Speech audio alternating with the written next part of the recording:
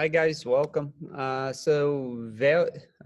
Creating value in a value scale drawing, valuing a value scale drawing. Value as a word is well, it's could mean several things, but in drawing it typically refers to how light or dark a particular shadow or highlight is. So it's kind of working to develop a range. Working this video, if you're on this video, you're about to start a value drawing of value scale. Good job. You're through what I wanted you to be through. The required postings were just putting populating a slide, artist personal with imagery you personally care about, sending a drawing to me that was representative of the imagery.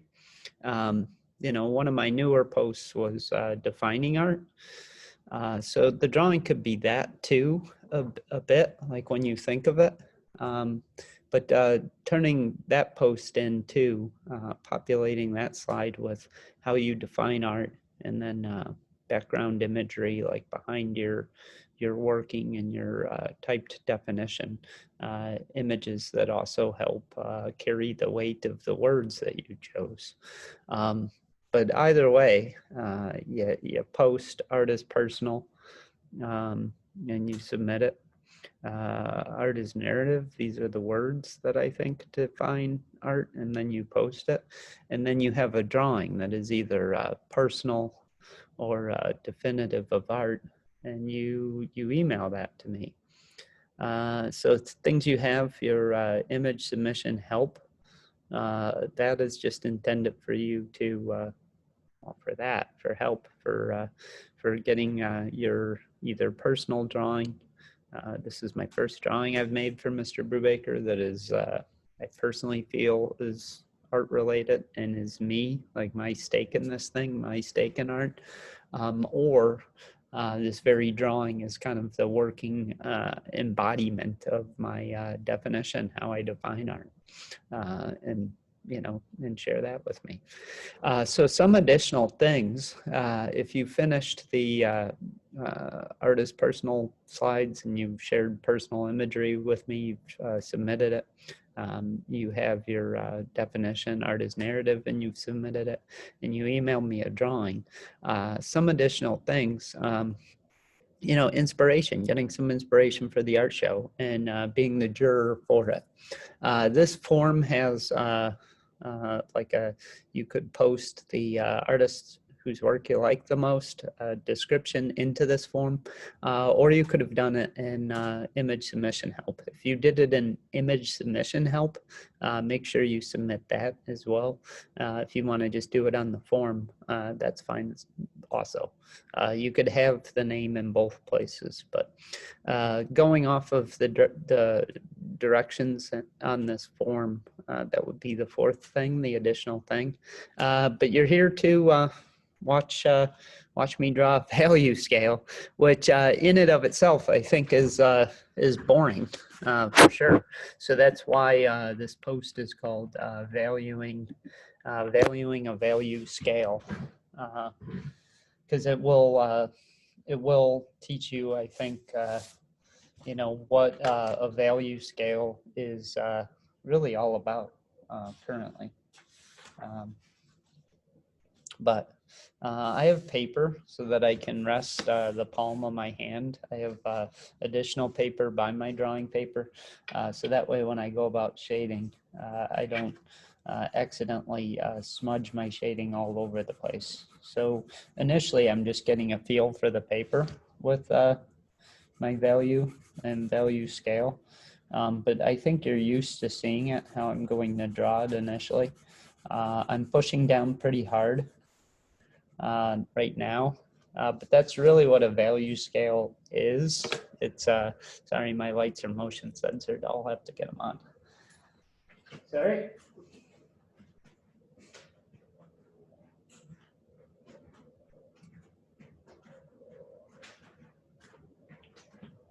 Value scales are a range in shading. So I will push down literally as hard as I can in areas.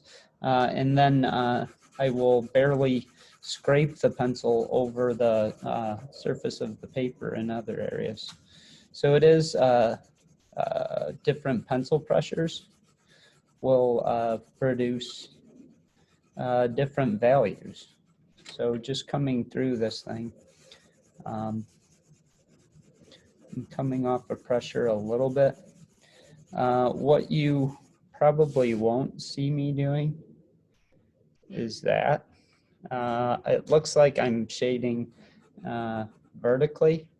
I'm actually making a very quick series, and that's probably why I don't think you'd see me doing it. Because I'm using my pencil fairly quickly. I'm using the pencil to help smooth out the shading. But I'm making these ovals, and I'm doing it so that you can't necessarily see the vertical nature of my pencil marks as I move from top to bottom. I'm establishing these ovals as I do it. And I'm continually, as I'm moving, I'm coming off of pressure, like I'm starting to push down less and less as I approach the right side. And, you know, a lot of the times I'll start holding my pencil differently. Like I don't, in my hand, I don't have it gripped nearly as tight. And this will force me to let the pencil barely scrape over the surface of the paper, right? I'll put a little line and then I'll flip it. I'll flip this paper, but I think I'll do it in a second. So that's typically a value scale. So I'll start light again.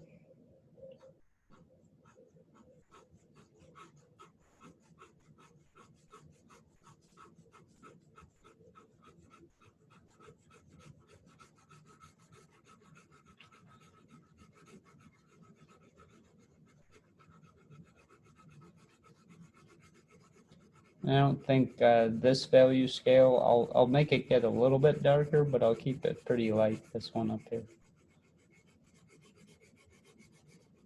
Then I'm gonna, when I flip it, I think I'll close this in, this big rectangle, and start turning this value, the value scale in scales, because I do have one moving from dark to light. And then it also moves from light to dark. So there's two kind of working value scales. When I flip it, I'll make my lines around the outside to contain my shading. But I'll really turn it into something at that point, like when I flip it. So something's happening right there and here that will kind of just work to get rid of.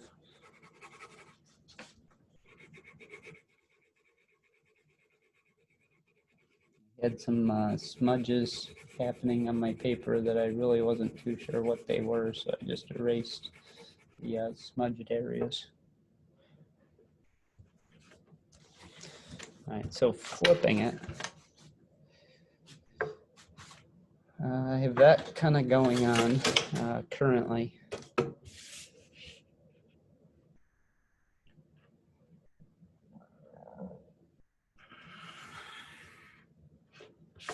I'll take a ruler, just kind of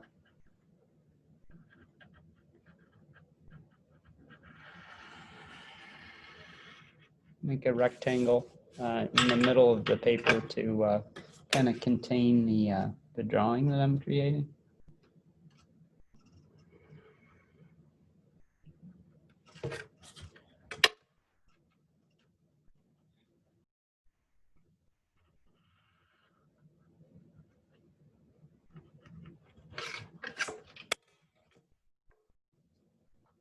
Now I'll just, since I have this vertical line here, I do want to take the shading up to the vertical line, but I don't want to like go out past it. I'm gonna put the paper down because typically my palm like sticks to my glass table, so I'll put it down so my hand kind of just glides over the paper pretty smoothly and doesn't actually get stuck on my glass table. But I'll establish value scales going the other way. You know, and this is something I do. I shade in the direction of a shape, so I don't bring what now is horizontal shading, so I don't bring the shading out past the edge of the this rectangle.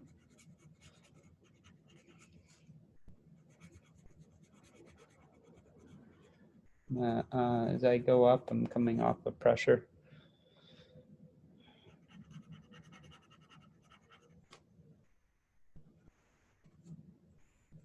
So to match like the shading that's already there.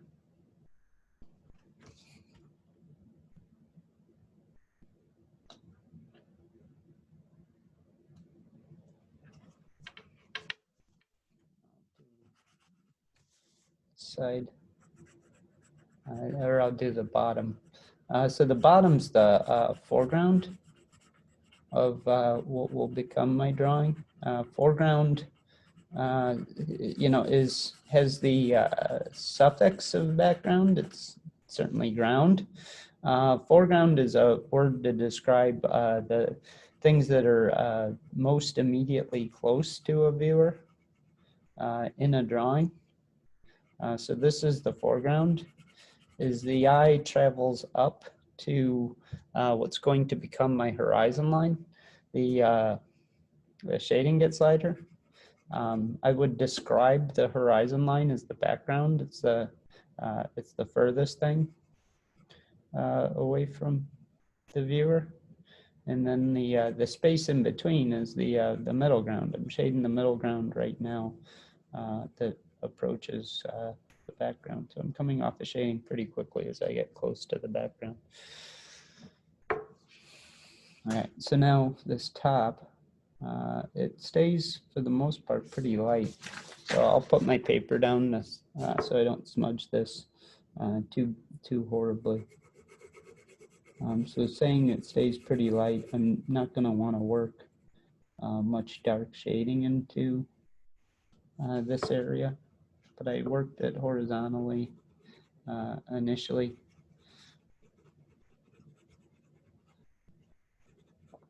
Now I'm going to work it vertically a little bit, and I'll have to go down a little bit more.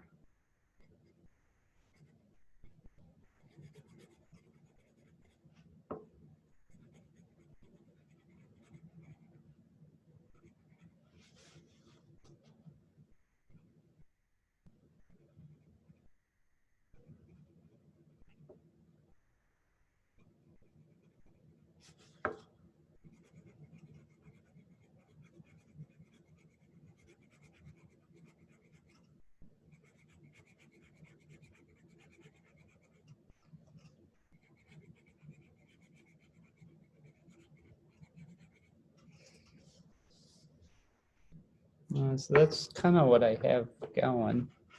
I'll erase some shading that goes out past it.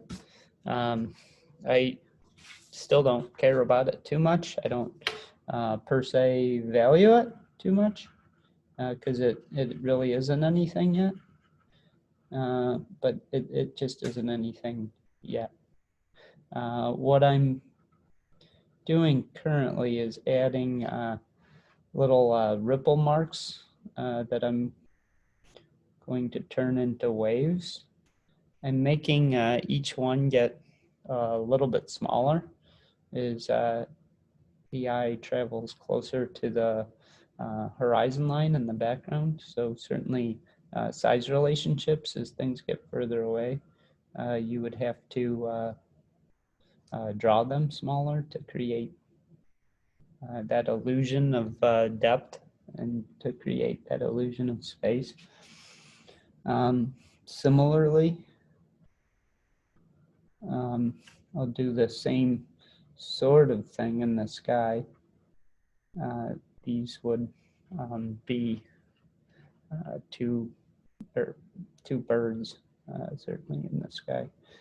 Getting a little bit smaller, trying to create the illusion of depth and the illusion of space. Before I begin shading and putting some shading down for the waves, I'm going to take the side of my my eraser and create like a highlight above the line.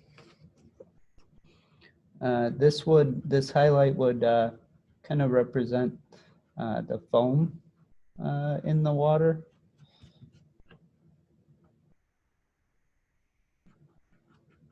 You know, and is this ripple kind of curled over? Certainly that's what would happen. The foam would kind of be there and underneath.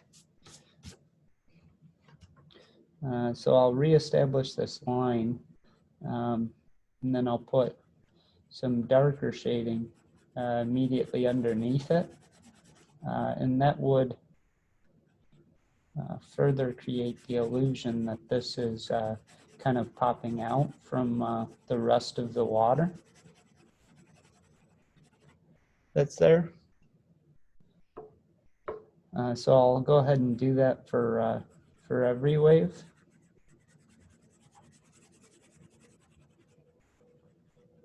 I don't have like a whole ton of them, but I'll just go ahead and establish that.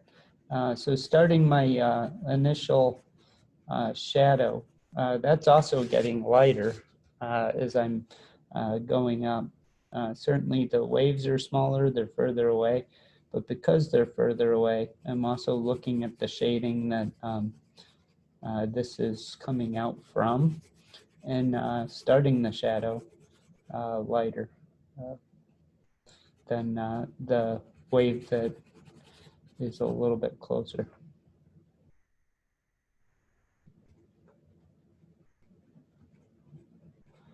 So the lines there, I'm just working, I'm actually spreading the line out a little bit so that my shading kind of works into the rest of the environment and the rest of the water that's around it.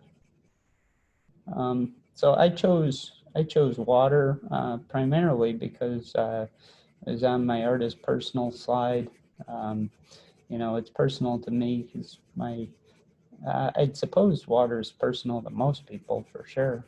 We kind of have this natural draw to big bodies of water. I read somewhere that it's because you know, it's how we're born. We're certainly born and initially develop where we're kind of just floating in water when we come out of water. So it's kind of has like this natural sort of draw human beings and our interest and curiosity to water almost is about our initial creation a little bit, and how we're born into this world a little bit. I don't know how true that is, but I thought it was interesting. But I think my own kind of personal take to big bodies of water is probably just going to Florida quite a bit, because my grandparents initially moved there, then my parents moved there. So it's there a little bit from that. I'd say it's also there a little bit from Chicago and Lake Michigan, and growing up going to the Great Lakes. You know, we kind of have a current environment and location where we live by the biggest reserve of fresh water in the world.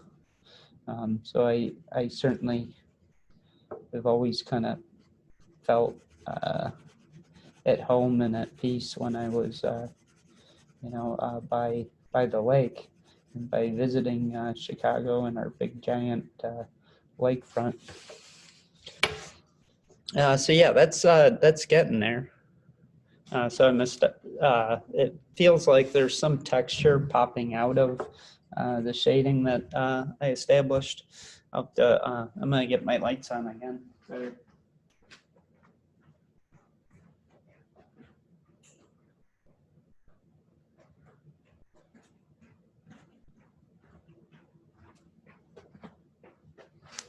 I think I'll erase again, but this time I'm gonna erase for clouds. I'll just have these big. No, I'll erase my bird there too. But I'll have initially big cumulus clouds that kind of turn into cirrus and more, I think it's cirrus, wispier sort of clouds.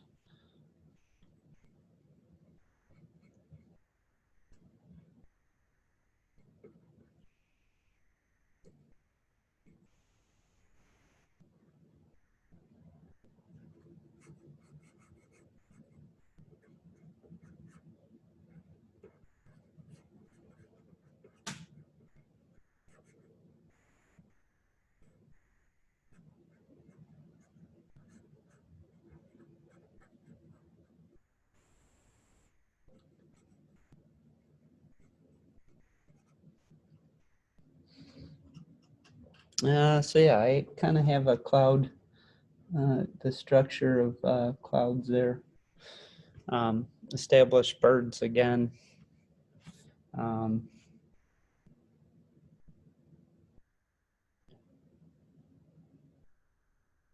Could maybe draw a light source.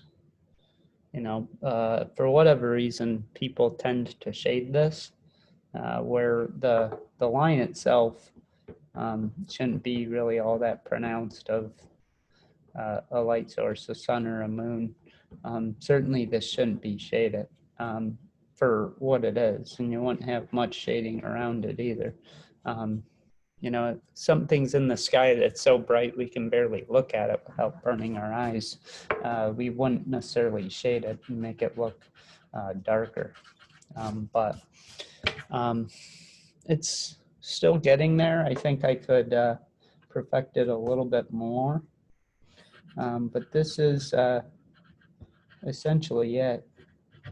Value drawing that I care about, value scale. Worked to create a drawing with 5 distinct values that you value. So it is kind of just like a just make a value scale and turn it into something. And I won't really care a ton what you turn it into. You know, what I will be looking for in your value drawings is that you have like 5 distinct values. So it's a numbers game a little bit. You know, this is the darkest shading I can make. This is the white of the paper, right? So I have 5 and 1. I just have to come off of pressure. So this is also dark, right? I'm not pushing down as hard as I push down here. So I could come back and make my darkest shading even darker if I want it to further make it stand off and out from this one. So that's 4.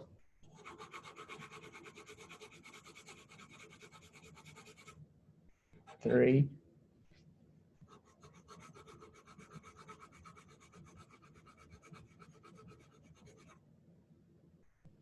2.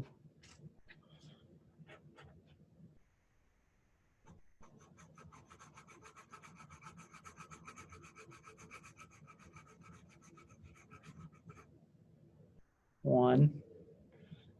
So I have 0. I actually have six values counting the white of the paper. And you know, there's other ways to do this too. Somebody sent a drawing to me where I talked about hatching and cross hatching. This is just hatching where you use regular line.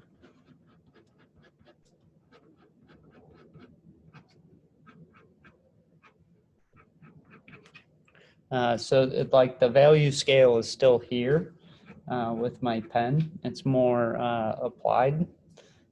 implied, excuse me, than anything else. But that's, now it's cross hatching because I'm working lines into another direction. So hatching is just lines, right? Cross hatching is lines working in a couple different directions. You could do this with dots, stippling. But initially, the value scale, let's just try it with pencil and pencil pressure. Create a value scale drawing that you value. That's it. Good luck, everybody. I hope this message finds you well. I'm going to have another video for Thanksgiving. I'm just going to say hi again, but take care of yourselves. Be safe. Adios. Bye. See ya. Sayonara. Get out of here. Okay, I'm done.